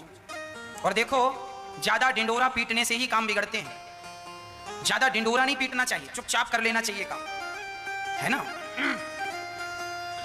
कोई बढ़िया काम चुपचाप कर लो, ज्यादा हल्ला मचाने से कोई फायदा नहीं। अभी बड़ा हल्ला हो रहा था तो एक दिन मंथरा लाठी लेते निकल पड़ी। मंथरा ने पूछा क्यों, क्या हो रहा है? अरे कुबड़ी तुझे पता नहीं, राम राजा बन रहे हैं। अच्छा कब बन रहे हैं? बोले जल्दी से, कल ही बन जाएंगे। अब तो मंथरा बड़ी दुखी हो गई, चारों तरफ लाठी लेके घुमा रही है, परेशान हो रही है, माथा पीट। देखिए दुष्ट लोग तो राम जी के राज्य में भी परेशान है। कुछ लोगों के जीवन में कितना बढ़िया दिन आ जाए, कितना बढ़िया समय आ जाए, फिर भी कुछ लोग परेशान ही रहते हैं, मंथरा जैसे। राम जी राजा बन रहे हैं, सारी दुनिया प्रसन्न है, उत्सव मना रही है, और मंथरा रो रही है। नाम मंथरा मंदमती, चेरी कैकय केरी, अजस पिटारी ताही करी, गई गिरा मति फेर। मंथरा बड़ी दुष्ट प्रकृति की स्त्री थी। ये मंथरा कौन थी? ये कैकई के साथ दहेज में दशरथ जी के यहाँ आई थी। देखो, दहेज का कोई भी सामान फायदे का नहीं। अब सुनो, धृतराष्ट्र के विवाह में दहेज में शकुनी आए। शकुनी कौन है? शकुनी के पिता ने कहा कि मेरी बेटी अंधी है तो ख्याल भैया रखेगा, तो दहेज में सामान के संग संग शकुनी को भी भेज दिया। ये दहेज में आया हुआ सामान है शकुनी, और यहाँ कैकई, ये मंथरा भी दहेज का सामान है। तो ये देखो, इसीलिए हम पहले ही बोल चुके दहेज ना लेना, है ना? नहीं आपके घर भी ऐसी एक आध सामान आ गया तो जैसे दुर्योधन का हाल हुआ मामा शकुनी के कारण और मंथरा के कारण कैकई का हाल हुआ, आपका भी ना हो जाए। इसीलिए ससुर साहब से तो यही कहो, साहब अपनी बेटी दो, बेटी के साथ साथ ये प्रपंच बिल्कुल ना दो, हम कमा लेंगे। अब मंथरा बड़ी परेशान, कहां जाए कहां जाए कहां जाए, तब कैकई के पास चली गई। कैकई से उस समय कैकई आभूषण पहन के जरा खा करके विश्राम कर रही थी। आंख लगी तब तक मंथरा आ गई और क्या बोली, हाँ हाँ तुम तो सो, इसके सिवा करोगी क्या? कुछ पता भी है कि खाया और सोया, खाया और सोया। कल दासी बनने को तैयार है, अभी सो लो 2-4 दिन और, फिर हाथ में बाल्टी होगी और पोंछा होगा, सारी अयोध्या में तुम पोंछा लगाना। कैकई बोली, अरे पगली तेरा दिमाग खराब हो गया है, कैसा बोल रही उल्टा सीधा? हाँ, अरे तुम्हें पता नहीं है राम राजा बन रहे हैं, राजा। कैकई बड़ी प्रसन्न हुई, वाह राम राजा बन रहे हैं। अच्छा, कैकई ने तो अपना हार उतार के फेंक दिया, ले इसके लिए रो रही थी, ये ले जा, तूने अच्छी सूचना दी है, राम राजा बन रहे हैं, मैं तो बड़ी प्रसन्न हूं, मेरा बेटा राम राजा बनेगा। देखिए, कैकई मां के अंदर इतना भी कपट नहीं था राम के प्रति। कैकई मां बिल्कुल अंदर से बाहर तक राम के लिए निर्मल थी। जहर घोला गया है मंथरा के द्वारा। क्या बोल रही है मंथरा? वो हार उठाकर फेंक दिया, कहे ना हमें ये हार वार नहीं चाहिए, हमें कोई लोभी लालची समझ रही हो कि हम हार लेने चली आई, सोना लेने चली आई? अरे हम तो तुम्हारे बाप के घर से आई हैं, जरा तुम्हारा भला चाहती हैं। तुम्हें पता है राम राजा बन जाएंगे, कौशल्या महारानी बन, कौशल्या माता बन जाएंगी, माता राजमाता, और सिया रानी बन जाएगी, महारानी, और तुम्हारा क्या होगा? कौन पूछता है तुम जैसों को? सौतन हो तुम, झाड़ू पोंछा लिए घूमना। ऐसे डराया मंथरा ने। कैकई मां तो थोड़ी देर बाद बोली, अरे पगली, मेरी बहन कौशल्या ऐसी नहीं है, मैं कौशल्या को जानती हूं। कैकई सबसे परिचित थी। डांट के भगाया मंथरा को कैकई ने। काने खोरे कुबरे कुटिल कुचाली जान, ये विशेष गुनी चेरी कही, भारत मां तुम मुस्कान। हंसते हुए मुस्कुराते हुए कैकई ने जरा डांट दिया। आप किसी को डांटें और डांटने के बाद जरा मुस्कुरा दें तो डांटना बेकार हो जाता है। कैकई ने गलती यही की, डांटा तो मंथरा को, पर डांट कर मुस्कुरा दी तो वो और सिर पर चढ़ गई। अब मंथरा ने बिठाया, कैकई ने बिठाया, यहां बैठ जा चुपचाप और जरा ठंडे दिमाग से बता बात क्या है। मंथरा ने कहा, कैकई, यदि आपको पता है तुम्हारे जो पति है ना दशरथ जी, इनके मन में कपट है, कपट। तुम बिल्कुल निर्मल हो, तुम बड़ी भोली हो। देखो, भड़काने वाला ना भड़काने के तरीके भी जानता है।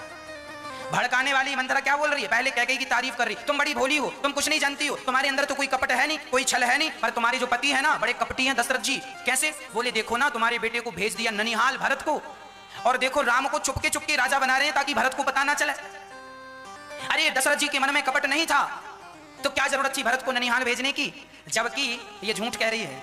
एक बार क्या हुआ था कि जब भरत जी का विवाह हुआ, राम लक्ष्मण शत्रुघ्न सबका विवाह हुआ, तो एक दिन क्या हुआ कि भरत जी के नाना जी आए, भरत जी के नाना जी आए और उन्होंने कहा, भैया भरत, जब से तुम्हारा जन्म हुआ है, आज विवाह हो गया, आज तक तुम घर नहीं आए, आज तुम्हें चलना पड़ेगा। और भरत जी चले। भरत जी को जबरदस्ती लेकर गए, हम जल्दी से छोड़ देंगे। भरत जी का मन नहीं था, कोई दशरथ जी ने जानबूझकर नहीं भेजा, ननिहाल अपनी मर्जी से गए, नाना जी लेने आए थे तो चले गए। इसमें क्या दोष था दशरथ जी का? पर मंथरा तो भड़का रही है। देखो, लोगों को बोलने का मौका मिल जाए ना तो इतनी सी बात कितनी बड़ी करके बताते हैं। इसीलिए इस कथा से मैं आपको सावधान करूंगा कि कृपया आप लोग किसी और के भड़काने से आप ना भड़का करो। पड़ोसन ने ऐसा कह दिया, फलाने ने ऐसा कह दिया, उसके कहने से आप क्यों परेशान हो रहे हैं? आपको क्या पड़ी है? आप अपनों पर विश्वास रखिए।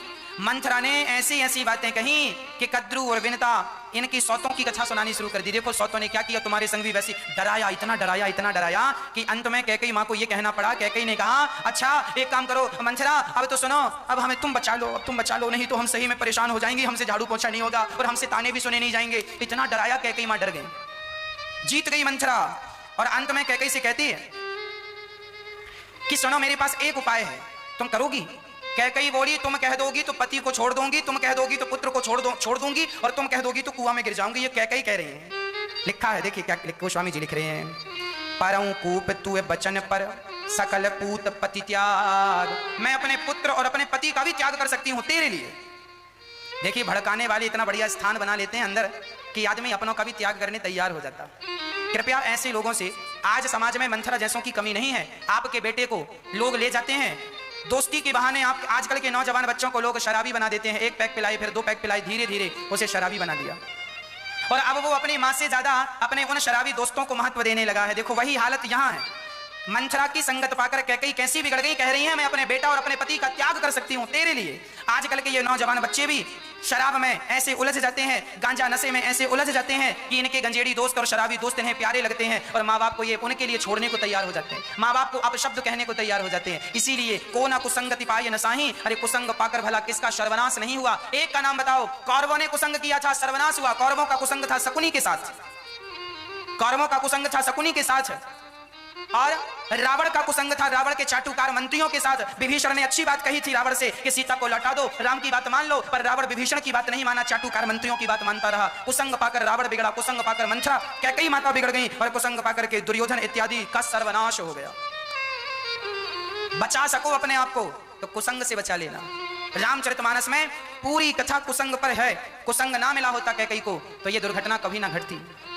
इसीलिए यह हमारी और आपके लिए सूचना है, सबक है। हम ऐसी अफवाहों में ना उलझें, हम सदा अपने कर्तव्य का निर्वहन करें। और कैकई ने, मंथरा ने कहा 2 वरदान तुम मांग लो और राम जी को वनवास भेज दो। अब कैकई कैसे करे, पूरा समझाया। तुम कोप भवन में चली जाओ, साड़े आभूषण उतार दो, साड़ी पुरानी सी पहन लो। अब वो पहन ली। अब दशरथ जी को लगा मैंने सबको तो राम के तिलक की सूचना दी, पर कैकई को नहीं मिली। दशरथ जी चाहते थे कि ये कैकई को मैं सरप्राइज दूंगा, पर सरप्राइज देने के पहले मंथरा ने जहर घोल दिया। सबसे ज्यादा दशरथ जी को कैकई मां कहा करती थी कि राम को राजा बनाओ, बुढ़ापा आ गया, राम को राजा बनाओ। तो दशरथ जी को लगा कि ये बड़ी प्रसन्न होगी जब मैं कहूंगा कि राम को राजा बना रहा हूं, तो सरप्राइज देना चाहते थे। पर क्या पता था कि सरप्राइज के पहले ही जहर घुल चुका है। दशरथ जी गए तो संदेशा मिला कि कोप भवन में चली गई। दशरथ जी का तो रोम रोम कांप गया, और दशरथ जी डरते डरते गए। चारों तरफ अंधकार था, एक नन्हा सा दिया जल रहा था। उस छोटे से दीपक के प्रकाश में जब कैकई को देखा, दशरथ जी चले गए। अरे देवी कैकई, बताओ तुम्हें क्या हुआ, कि तुम उदास क्यों पड़ी हो। कैकई ने कोई जवाब नहीं दिया। तभी कैकई का शरीर, दशरथ जी ने कैकई के कंधे पर हाथ रखा, और जैसे ही हाथ रखा तो कैकई ने हाथ पकड़ के दशरथ जी का ऐसे छटकार दिया जैसे पके हुए फोड़े पर मावाद भरी हो, और पके हुए फोड़े को कोई छू लेता है तो दर्द नहीं होता, ऐसे ही दर्द से मानो दशरथ जी का हाथ पकड़ के झटकार देती है। दशरथ जी को लगा कोई मामला ज्यादा ही बिगड़ा, सीरियस मामला है। दशरथ जी ने कहा क्या हुआ देवी, बताओ तुम्हें क्या समस्या है, तुम्हें किसने क्या कहा, जिसने जो कहा होगा उसे मृत्यु दंड दिया जाएगा। और बताओ मैं किस अपराधी को छोड़ दूं और किस छोड़े हुए को अपराधी बनाकर बंदी बनाकर डाल दूं, और किसे रंक बना दूं, किसे राजा बना दूं, जो तुम कहो सब करूं, पर ऐसे तुम गुस्सा ना हो। देखिए दशरथ जी कह रहे हैं तुम कहोगी तो मैं गली के भिखारी को राजा बना दूंगा, और तुम कहोगी तो किसी राजा को भिखारी बना दूंगा, तुम्हारा पति सब कर सब, तुम बताओ तो सही। पर कैकई तो कैकई है, मंथरा जैसी गुरुजी मिली है ना, इसलिए राम जी से कैकई माने कुछ नहीं कहा। तब दशरथ जी ने कहा मैं राम की सौगंध खाता हूं, तुम जो मांगोगी 1 नहीं 100 सौगंध खाता हूं, तुम जो कहोगी वो मैं तुम्हें ला कर दूंगा। तब कैकई थोड़ा मुस्कुराती हुई उठी और बोली, राम जी ने कहा ना कि रघुकुल रीत सदा चली आई, प्राण जाए पर वचन न कहूं। जो वरदान प्राण बचाने के लिए लिए थे, उन्हीं 2 वरदानों से कैकई ने दशरथ जी के प्राण ले लिए। हाँ ले लिए। कैकई ने पहला वरदान मांगा, राम सुनो, हमारे बेटे भरत को आप अयोध्या का राजा बनाइए, सा सम्मान राजा बनाइए, और पगड़ी हमारे पुत्र के सिर पर पहनाइए। और राम को तापस वेश विशेष उदासी, 14 वर्ष राम वनवास, 14 साल के लिए राम को वनवास भेज दो। जब 14 वर्ष के लिए वनवास सुना, दशरथ जी धड़ाम से नीचे गिर पड़े। क्या कह रही हो कैकई, होश में तो हो, जानती हो तुमने क्या कह दिया है। दशरथ जी रोने लगे, कैकई मैं अभी भरत को राजा बनाए देता हूं, तुम ये मत सोचो कि वो ननिहाल चला गया तो मुझे प्रिय नहीं है, मैं उसे अभी राजा बना दूंगा, सारी संपत्ति दे दूंगा। भरत के मन में ऐसा कोई भाव नहीं है, पर तुम क्यों ऐसा भाव बिगाड़ती हो। राम को वनवास ना भेजना कैकई, नहीं तो मेरे प्राण रह ना पाएंगे। दशरथ जी को लग रहा था कि ये कैकई मजाक कर रही है। संभल कर दशरथ जी ने कहा, देवी चलो हो गया मजाक, अब तुम बड़ी प्रसन्न होती थी कि राम को राजा कब बनाओगे, आज तुम्हें मैं संदेशा देने आया हूं।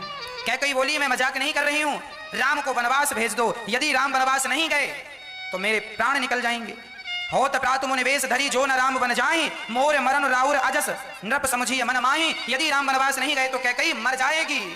और दशरथ जी ने भी कह दिया है, कैकई यदि राम वनवास गए तो सुनो, जीवन मोर राम बिनु नाही। दशरथ जी कह रहे हैं, प्राण पांव पकड़ के कह रहे हैं, पांव पकड़ लिया राम जी ने, दशरथ जी ने कैकई मां के, और कहा सुनो देवी, मैं तुम्हारे पांव पकड़ के कहता हूं, राम को वनवास ना भेजो, मैं मर जाऊंगा। मछली पानी के बिना जिंदा रह सकती है, मछली पानी के बिना जिंदा रह सकती है, सांप मणि के बिना जिंदा रह सकता है, पर सच कहता हूं क्या ये दशरथ राम के बिना जिंदा नहीं रह सकता। धन्य है ये दशरथ जी जो राम के बिना जिंदा नहीं रहते। राम से इतना प्रेम कौन करता होगा? दशरथ जी करते हैं। जीवन मोर राम बिनु नाही। पर कैकई कहती है, पहले तो बड़ी डींगे मार रहे थे प्राण जाए पर बचन न जाए, और अब देने की बात आई तो मुकर गए। ऐसा कहां होता है कि गाल भी फुला लो, ठहाका भी लगा लो, अपने आप को दानवीर भी कहलाते हो और कंजूसी भी करते हो। देखो कैकई आज मानो साक्षात निष्ठुरता प्रतिमूर्तिमान कैकई बन के खड़ी हैं, और आज वह ऐसी कड़वी और कठोर बात कह रहे हैं। तब तो कह रहे थे मांग वरदान मांग, मांगा तो चुप हो गए, रोने दशरथ जी रोने लगे तो कहने लगे स्त्रियों की तरह आंसू ना बहाओ, तुम्हारे ऐसे कामों से हम तुम्हारे बस में होने वाली नहीं। क्या क्या ना कहा कैकई ने। पर धन्य है दशरथ जी, राम के बिना जीवन नहीं है, राम जी के बिना मैं जी नहीं सकता। मूर्छित होकर गिर गए, रात बीत गई मनाते हुए कहते हुए। सुबह हुई, सुमंत्र जी तुरंत गए, देखा दशरथ जी राजमहल में नहीं, पता चला कैकई जी के भवन में है। जाकर देखा दशरथ जी मूर्छित पड़े। कैकई ने सुमंत्र जी से कहा, जाओ राम को लेकर आओ, इनकी समस्या का समाधान वही करेंगे। अच्छा, राम जी का सवेरे सवेरे अभिषेक हो रहा था, आज राजा बनना था ना, आज राज सिंहासन पर बैठना था ना। राम जी बड़े प्रसन्न थे और अभिषेक चल रहा था, भगवान का अभिषेक करा रहे थे, सातों समुद्र के जल से अभिषेक करा रहे थे। तभी सुमंत्र जी ने कहा, पिताजी के पास चलना है। राम जी तुरंत उसी हाल में, चलो एक पिता की आज्ञा है, चलो। तुरंत राम जी पिता के पास चल पड़े, और जब जाकर देखा तो पिता मूर्छित पड़े थे, आंखों में आंसू थे। राम राम कहकर जमीन में अचेत श्री दशरथ जी महाराज पड़े, और राम राम कहते हुए दशरथ जी को लगने लगा कि राम चले गए तो फिर मेरा तो जीना व्यर्थ है, मेरे सिर पर तो काल मंडरा रहा है। अब राम राम कहकर अचेत होकर गिर पड़े। तब राम जी पहुंच गए। राम जी ने देखा पिताजी के कपड़े बिखरे पड़े हैं, बाल बिखरे पड़े हैं, जमीन पर अस्त व्यस्त लेटे हैं पिताजी। राम जी तुरंत दंग रह गए, पिताजी को क्या हुआ? अच्छा, जो माता थी, माता बड़ी सजी सवरी खड़ी थी। तो राम जी ने मां से कहा, मां ये पिताजी क्यों परेशान हैं? पिताजी के दुख का कारण क्या है? वो तो कुछ बोल नहीं पा रहे हैं, मां आप ही बताओ ये कैसे दुखी हैं और इनके दुख का समाधान क्या है? तब कैकई ने निष्ठुरता से कह दिया कि राम कोई बहुत बड़ी बात नहीं है, देन कहीं कीन मोही दुई वरदाना, मांग्यो जो कछु मोही सुहाना। इन्होंने मुझे 2 वरदान देने को कहा था और मैंने 2 वरदान मांग लिया, जो मुझे अच्छा लगा मैंने मांग लिया। मां आपने क्या मांगा है? बेटा राम, मैंने मांगा है कि राम को वनवास 14 साल, तुम वनवास जाओ 14 साल के लिए और भरत को राजा बनाया जाए। राम जी से कैकई ये सब कहती जा रही हैं और राम जी मुस्कुराते हुए मां की आज्ञा सुन रहे हैं। और राम जी ने जब सुना सारी बातें, तब राम जी ने दशरथ जी को उठाकर अपनी गोद में सिर रख के कहा, सिर पे हाथ रखते हुए, पिताजी इतनी सी छोटी सी बात के लिए आप इतने परेशान हो रहे हैं? अरे माँ ने, आपने मुझे 14 साल के लिए वनवास भेजा है, तो इसमें आप परेशान ना होइए, आपका बेटा आपकी आज्ञा का पालन जरूर करेगा। यहां राम जी ने क्या बढ़िया बात कही। राम जी ने कहा कि सुनो जननी सोई सुत बड़भागी, जो पितु मात बचन अनुरागी। वही बेटा धन्य है जो अपनी माता और पिता की आज्ञा का पालन करता है। राम जी कह रहे हैं वही बेटा धन्य है जो अपनी माता और अपने पिता की आज्ञा का पालन करता है। पिताजी आप चिंता ना कीजिए, 14 साल के लिए तो क्या, आपने जन्म जन्म के लिए मुझे जीवन भर के लिए भेजा होता तो मैं चला गया होता इस छोटी सी बात के लिए। अच्छा, कैकई बड़ी प्रसन्न हो गई। कैकई को लग रहा था कहीं मामला बिगड़ ना जाए, पर राम जी की सरलता सहजता देख के, अरे राम, हमें तुमसे यही अपेक्षा थी, यही उम्मीद थी कि तुम अपने पिता और अपनी माँ की बात कभी काटोगे नहीं। हाँ माँ, मैं आपकी बात कैसे काटता। धन्य होते हैं वो बेटे जिन्हें अपने माँ बाप की सेवा करने का अवसर मिलता है, अभागी हैं वो जो अपने माँ बाप की सेवा नहीं कर पाते। इसीलिए जिनके माता पिता हैं, मैं प्रार्थना करता हूं अपने माँ की बहुत सेवा कीजिए, अपने पिता की बहुत सेवा कीजिए। माँ की आंखों में कभी आंसू मत आने दीजिए। माँ तो ममता की प्रतिमूर्ति है, माँ की आंखों में कभी आंसू ना आए, इसका ख्याल हर बेटे को रखना चाहिए। धन्य है राम की भगवान होकर भी उन्होंने अपनी माँ की आज्ञा का उल्लंघन नहीं किया। जब भगवान अपनी माँ की आज्ञा का उल्लंघन नहीं करते तो हम कौन होते हैं अपनी माँ की आज्ञा का उल्लंघन करने वाले। इसीलिए हर बेटे से मेरी प्रार्थना हाथ जोड़कर है, आप अपनी माँ की इतनी सेवा करें, इतनी प्रसन्नता दें कि उन माँ को खुशी के आंसू आंखों से निकल आए और राम राम से आशीर्वाद निकले कि मेरे बेटे जैसा भगवान सबको बेटा देना, मेरे बेटे जैसा भगवान सबको बेटा देना। भक्तों, जब बहुत सारे बच्चे अपनी माँ को घर से निकाल देते हैं ना, तब वो माताएं यहाँ गौरी गोपाल वृद्धाश्रम में आती हैं और उन माँओं की सेवा करने की जिम्मेदारी हमारी बन जाती है। इसीलिए हम आपसे प्रार्थना करते हैं यहाँ गौरी गोपाल वृद्धाश्रम वृंदावन में है। गौरी गोपाल वृद्धाश्रम में ये दास अनिरुद्ध लगभग 160-65 माताएं हैं। 160 माताएं, 165 माताएं गौरी गोपाल वृद्धाश्रम में प्रेम पूर्वक रह रही हैं और इन सभी माताओं को यहाँ बड़ी श्रद्धा, बड़ी प्रेम से रखा जाता है। आपसे केवल इतनी प्रार्थना है कि इन रोती हुई माओं का आप ही दर्द नहीं समझेंगे तो दर्द कौन समझेगा, आप ही पीड़ा नहीं समझेंगे तो इनकी पीड़ा भला कौन समझेगा। इसीलिए इन माओं के लिए एक ये गौरी गोपाल वृद्धाश्रम पूरा पैक हो गया है माताओं से। एक बड़ा आश्रम बनाने की जरूरत है जहां पर 1000 माताएं एक साथ रह सकें। इनके लिए आप एक कमरे का छत की सेवा कर सकते हैं, एक कमरा बनाकर इन माओं को भेंट कर सकते हैं। आपका दिया हुआ एक छोटा सा सहयोग इन माओं को हंसी खुशी प्रदान करेगा। ये वही माएं हैं जिनके अपने बच्चों ने घर से निकाल दिया है। सबके होते हुए भी, आज बच्चों के होते हुए भी ये माँ परेशान है, दुखी है। क्या बच्चों का कर्तव्य नहीं है कि वो अपनी माँ का हालचाल पूछें? अरे आप बहुत पैसा कमाएं, बहुत धन कमाएं, पर इस व्यस्त भरी जिंदगी में यदि थोड़ा सा समय निकालकर माँ के पास चले जाएं और जरा सा हालचाल पूछ लें, माँ तुम्हें क्या तकलीफ है, क्या कमी है, तो तुम्हारा क्या घट जाएगा। आज हम देखते हैं गौरी गोपाल वृद्धाश्रम में जो माताएं आती है ना, उन्हें बच्चों का फोन भी नहीं आता कि माँ तुम कहाँ हो, कैसी हो। अरे जरा बच्चे 1 घंटे के लिए माँ की नजरों से ओझल हो जाए ना तो रो रो करके घर भर देते हैं। माँ रो रो के घर भर देती है, पर ये माँ, इन माओं की पीड़ा, इन माओं का दर्द भला बच्चे कैसे समझेंगे। आज फिर हम आपका परिचय को माँ से करा रहे हैं। वही माँ जिन माओं को बच्चों की जरूरत है पर वो बच्चे अपना कर्तव्य नहीं पूरा करते, माँ की सेवा नहीं करते। मैया आप कहाँ से आई हैं? शिवपुरी। तो मैया जी आपको यहाँ आने की क्यों जरूरत पड़ी, यहाँ क्यों आए हैं आप? लड़का बहू खाने को नहीं देते। लड़का बहू खाने को नहीं देते? हाँ। कितने बेटे हैं आपके मैया? 2। तो आपके दोनों बेटे आपको? एक इंदौर में रहता है छोटा वाला। हाँ। वो प्राइवेट नौकरी है तो उसको छुट्टी नहीं मिली, 7 महीने हो गए, बुलाते बुलाते वो भी नहीं आया। छोटे बेटे को भी आपने बुलाया पर वो भी नहीं आया। बेटे को बुलाया, बेटा नहीं आया, और दूसरी बहू आपको? उसने मारा मेरे को और पटक दिया दीवार में। बहू ने मारा है, दीवार में सिर पटक दिया माँ का? धक्का मार के माँ का सिर पटक दिया दीवार में, माँ को मारा। तब माँ को यहाँ मजबूरी में आना पड़ा गौरी गोपाल वृद्धाश्रम में। क्या माएँ यदि घर में थोड़ा सा प्यार मिले, सम्मान। अब बताइए माँ, आप कितनी उम्र है आपकी, कितनी उम्र होगी आपकी? 65, 66, 66 वर्ष की आयु है मैया की। इस हाल में बच्चों ने माँ को घर से निकाल दिया। आप बताइए क्या बच्चों का माँ के साथ ये न्याय है? ये न्याय है या अन्याय है? इसीलिए कहा करता हूं कि जब अपनी संतान माँ को जब घर से निकाल रही हो तो फिर ये माएँ कहाँ जाएंगी। इसीलिए इन माओं के आंसू पहुंचने के लिए बिहारी जी ने दास अनिरुद्ध को यहाँ बिठा रखा है कि इन रोती हुई माओं के आंसू पहुंचना है। ऐसी ना जाने कितनी माएँ हैं जिनकी पीड़ा, जिनका दर्द आप सुनते हैं। इसीलिए प्रार्थना करता हूं आप इतना धन कमाइए, इतना धन कमाइए कि आप भी किसी एक माँ के आंसू पहुंचने के लिए अपने सहयोग के हाथ बढ़ाएं। आप सभी के दान के बल पर यहाँ पर 1000 माओं की सेवा का हम सपना देख रहे हैं और 165 माताएं यहाँ रह रही हैं। केवल आप किसी एक माँ का सहारा बन जाते हैं ना। देखिए यदि कोई हाथ माँ को घर से निकालने के लिए बढ़ रहा है तो कोई तो हाथ हो जो इन माओं को थामने के लिए आगे बढ़े, कोई तो हाथ ऐसे हो जो इन माओं के आंसू पहुंचने के लिए आगे बढ़े। मुझे विश्वास है कि आपके ये जो हाथ हैं आप जरूर इन माओं के आंसू पहुंचने के लिए, इन माओं को थामने के लिए जरूर आपके हाथ आगे बढ़ेंगे। आज गौरी गोपाल वृद्धाश्रम में बड़े न्यूज चैनल वाले लोग आए थे और उन्होंने माओं का दर्शन किया। माओं से पूछा कि यहाँ क्या व्यवस्था है, और वो न्यूज चैनल वाले भाई ने हमसे कहा महाराज जी इससे बड़ा काम, इससे बड़ा धर्म, इससे बड़ा पुण्य से सृष्टि में कोई है ही नहीं। इन माओं के आंसू पहुंचने से बड़ी सेवा, इन माओं का सहारा बनने से बड़ा धर्म और क्या है। मेरा तो एक ही धर्म है, इन माओं की सेवा करना। इसीलिए आपसे प्रार्थना करता हूँ इन माओं के दर्द को जरूर समझिएगा। और मैया जी आप यहाँ अपनी मर्जी से आई हैं? हाँ, तो आज से आपका एक बेटा ये अनिरुद्ध है और आप कभी ये ना कहिएगा कि आपके अब 2 बेटे हैं। आप हमेशा ये कहिए आपके 3 बेटे हैं, एक बेटा अनिरुद्ध है आपका। हम जब तक सांस रहेगी तब तक आपका बेटा बन के अपने कर्तव्य को पूरा करेंगे और सदा इन माओं की सेवा के लिए तत्पर हैं। हम सदा इन माओं की सेवा के लिए खड़े हैं। इन माओं के दर्द को हम जितना कम कर सकते हैं, जब हम और आप इनके दर्द को कम करेंगे ना तो भगवान हमारी पीड़ा, हमारे दर्द, हमारे पाप जरूर कम करेंगे। इसीलिए आप देखिए 2 बच्चे एक माँ की सेवा नहीं कर पा रहे हैं, 4 बच्चे एक माँ की सेवा नहीं कर पा रहे हैं।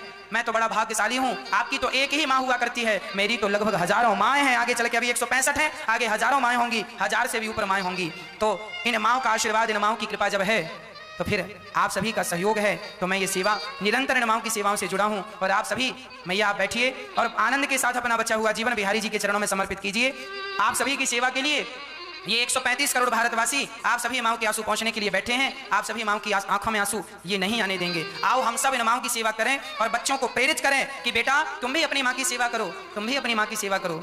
कभी अपनी माँ के साथ बुरा व्यवहार नहीं करना चाहिए। माँ भगवान होती है। माँ और भगवान ये दो नहीं है भक्तों, पर्यायवाची हैं। चाहे भगवान कह दो चाहे माँ कह दो, बात एक ही है। इन माओ के लिए एक बड़ा आश्रम बनाने की जरूरत है भक्तों। एक कमरा बनवाकर आप भेंट कर सकते हैं, एक कमरा बनवाकर आप दे सकते हैं इन माओ के लिए, यदि सामर्थ्यता दी है विधाता ने तो। नहीं तो एक कमरे की छत डलवा दीजिएगा, एक कमरे का सहयोग करवा सकते हैं। या तो एक माँ को जीवन भर रोटी देने का संकल्प, एक माँ को गोद ले सकते हैं, आप जीवन भर भोजन देने का संकल्प कर सकते हैं। आप एक माँ को गोद लें या एक छत का सहयोग करें। साथ ही यहाँ पर केवल माओ की सेवा नहीं भक्तों, यहाँ गौरी गोपाल अन्न क्षेत्र भी चलता है, जहाँ हजारों संत रोज पेट भर प्रसादी ग्रहण करते हैं, जरूरतमंद प्रसादी ग्रहण करते हैं। इन सभी को भोजन देने का कार्य गौरी गोपाल अन्न क्षेत्र का है। हजारों की मात्रा में संत गृहस्थी बच्चे रोज प्रसाद लेते हैं, रोज हजारों की संख्या में। आप भी अपनी ओर से एक दिन का अन्न क्षेत्र करा सकते हैं, एक दिन का लंगर, एक दिन का भंडारा अपनी ओर से करा सकते हैं। आपके द्वारा किसी की भूख मिटाई जाए। और यहाँ रोटी के लिए तो वही लोग आएंगे ना जो वास्तविक में जरूरतमंद हैं।